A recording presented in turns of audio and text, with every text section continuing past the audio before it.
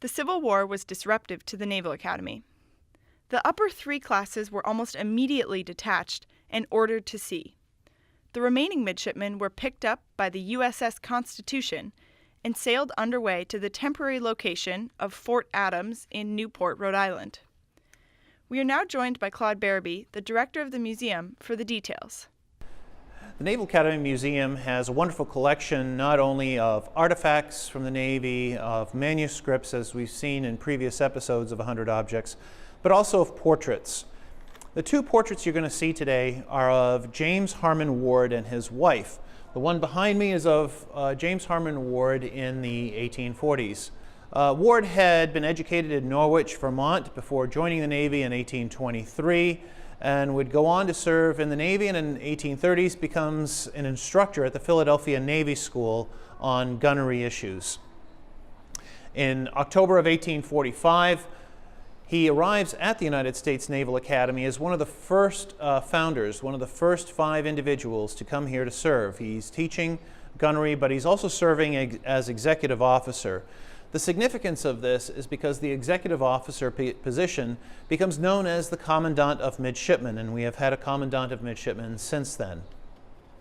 James Harmon Ward, at the beginning of the Mexican-American War, is given command of the USS Cumberland. He commands her for the duration of the war, and at the outbreak of the Civil War, he is given command of a small flotilla on the Chesapeake Bay. On June 25th, 1861, James Harmon Ward is commanding that flotilla off Matthias Point near King George County, Virginia. He is sighting the bow gun for his ship to provide support for his forces that are trying to be extracted. He was very close inshore, and as he's sighting that gun, he's struck by a bullet, mortally wounding him an hour later. James Harmon Ward is later recognized with a ship, the USS Ward, as well as one of the fortifications during the Civil War. The Fort Ward you can visit today in Alexandria, Virginia. The Civil War wasn't only about Army officers from West Point fighting one another. There are plenty of stories, especially told in James Robbins' book, Last in Their Class, Custer Pickett and the Goats of West Point, where classmates and friends would later meet each other in battle. The same was true for the United States Naval Academy. In fact, about 23% of the alumni, 155 out of 669, would eventually go south. Probably the most populous class to have an impact on the Confederate Navy was the class of 1847. In it you had John Kell, who commands the CSS Alabama, John Brooks, who becomes who takes over the plans on redesigning the USS Merrimack to become the CSS Virginia. William Parker, class of 47, would become the superintendent of the Confederate Naval Academy.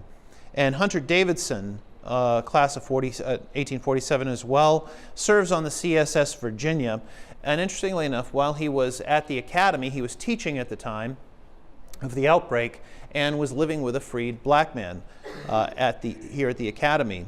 James Waddell, class of 1847 also, would command the CSS Shenandoah.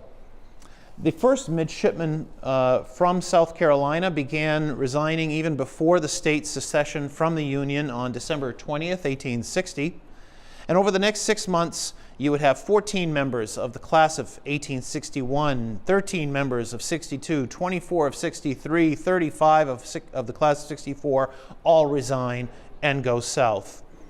So it was divisive not only for the country, but for the Naval Academy itself. And we see that with the sacrifice of James Harmon Ward. The midshipmen were later returned to the Naval Academy in the summer of 1865 after the formal end of the war. Thanks for joining us today on the podcast, and we hope to see you soon at the Naval Academy Museum so you can see this exhibit for yourself.